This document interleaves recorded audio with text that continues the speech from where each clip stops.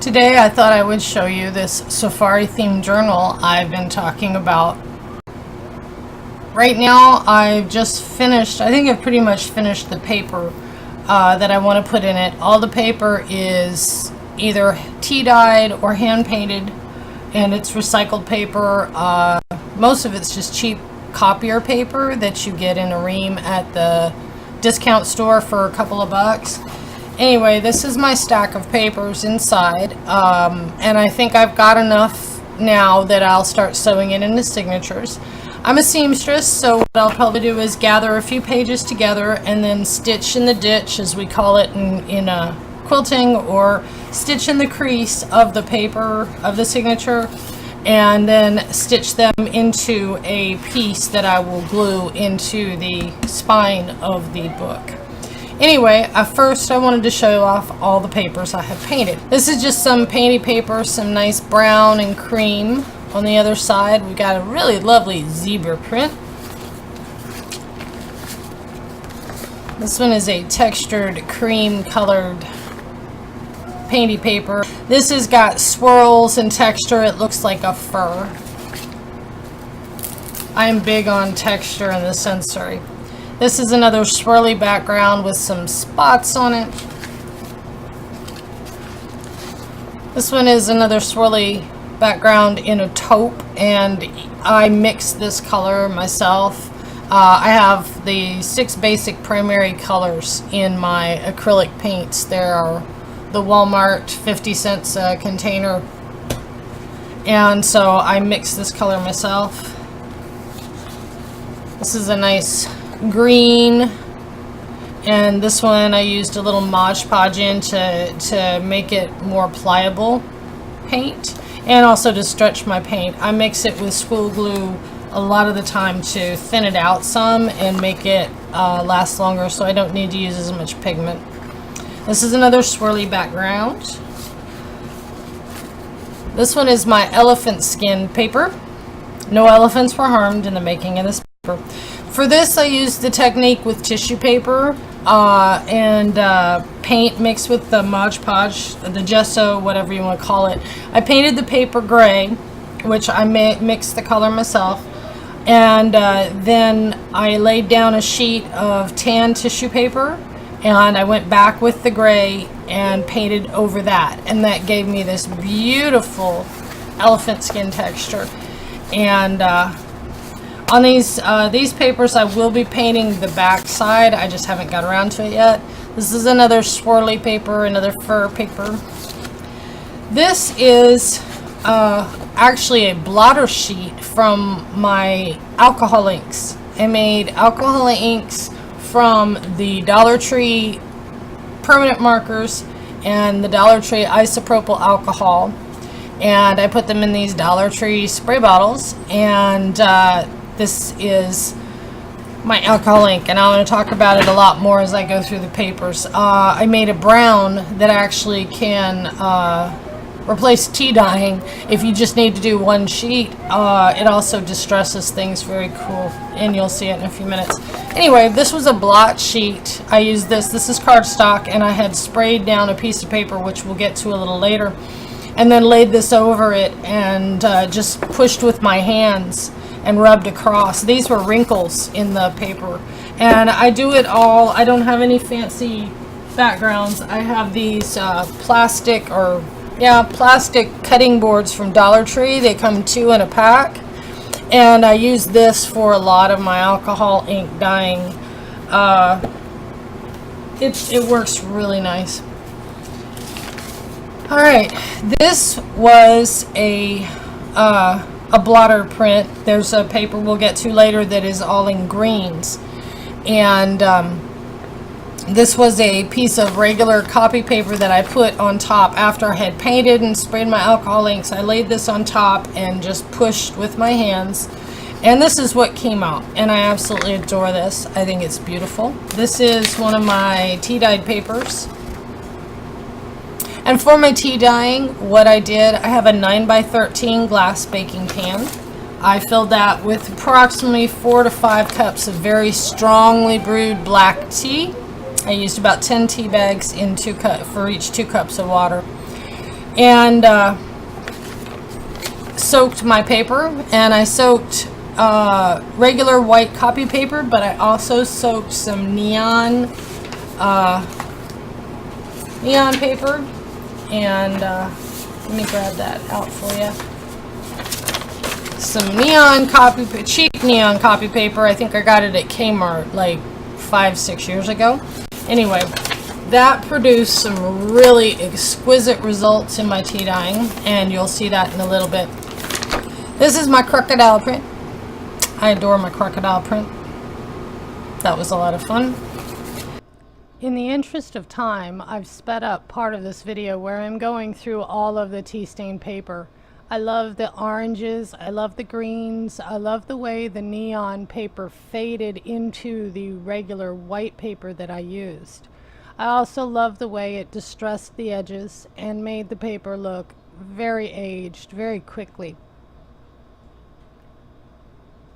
I'm going to play some music and let this part finish, and I'll be back with you to slow it down in just a moment.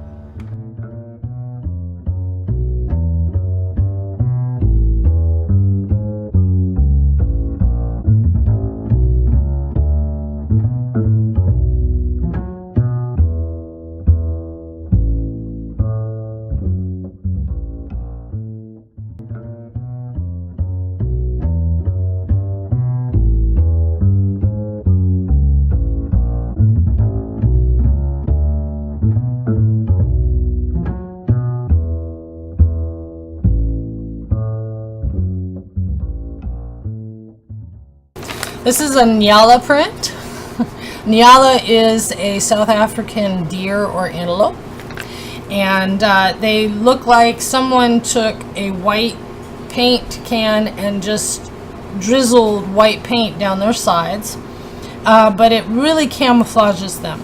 And the back is just a nice brown that has a very nice texture to it, and then I dripped the white, I painted the white streaks. I think I used a credit card for that. Alright, this is the original print that I pulled the copy off of in the very beginning. And I am a big fan of Monet and Impressionism in art, Impressionistic art. And so I see an entire safari scene here. I can see the dried water hole, I see the grasses, I see the road, the trees in the background. You can see the clouds, the bright clouds, you know, and the strata in the clouds and everything. I see a whole beautiful scene here. I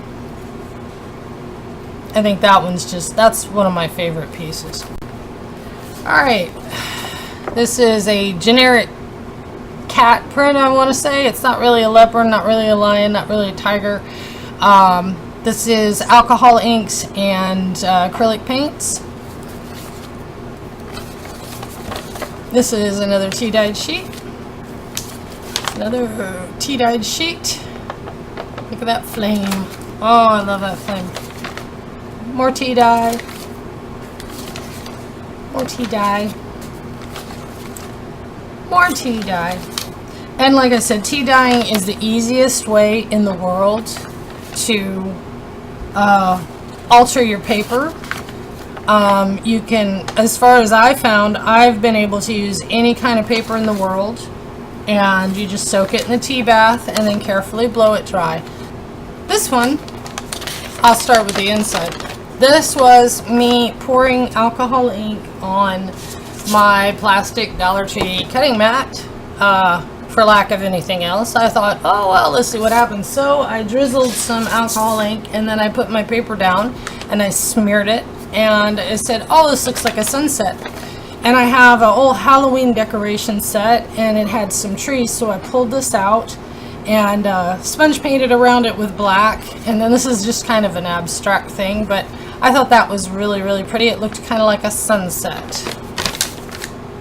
And this is another cat print made with alcohol inks and acrylic paint.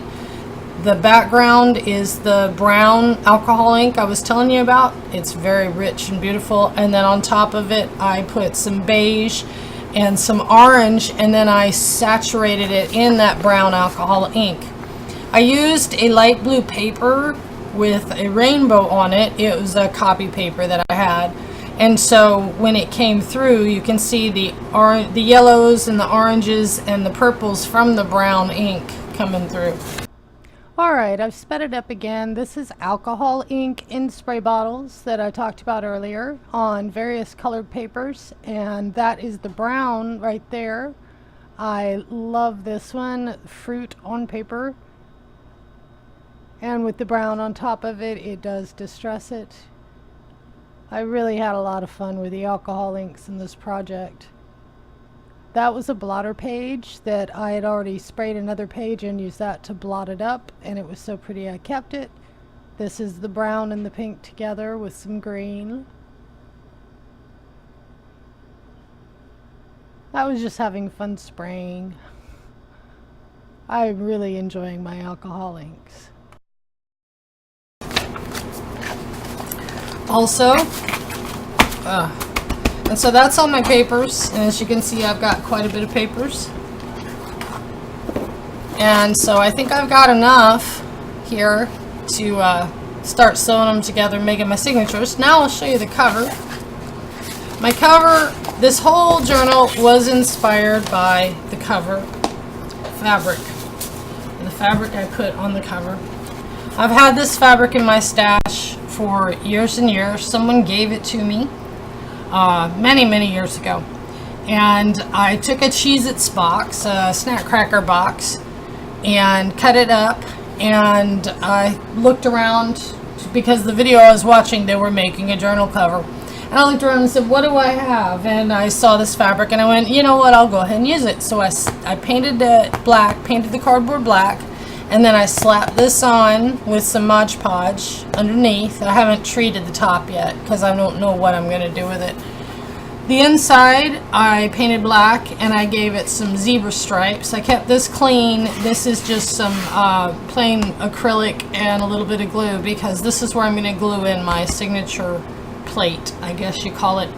Like I said, I'm going to do the signatures with my sewing machine and stitch in the crease of the signature to the board that I'm going to glue down here. I've got some embellishments that I'm going to use on the cover. I'm not sure how yet. This is about a 3-inch fringe here. I love that. I've had that, all this stuff I've had in my stash for years and years. This is a seam binding tape that you actually use over seams or on hems so you don't mar up your fabric. And then I have this little piece of beaded fringe here with the beads, and it's very ethnic, I want to say. I like it.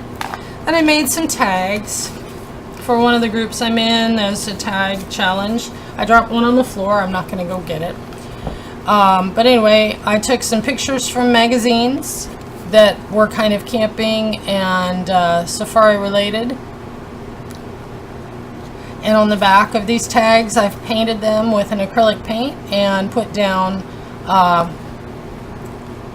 index cards, a little chunk of index cards, because I like lines when I'm going to write or journal something.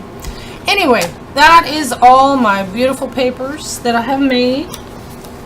And my next step is going to be watching tons of videos to figure out embellishments. And other than that, I'm not sure what else I'm going to do with it, but I wanted to show off. I'm thinking about doing a video on tea dyeing because it's so simple, and maybe I will. We'll see how it goes. Thanks for watching. If you enjoyed this video, hit the like button, give me a thumbs up. Also, subscribe to my channel and hit that bell.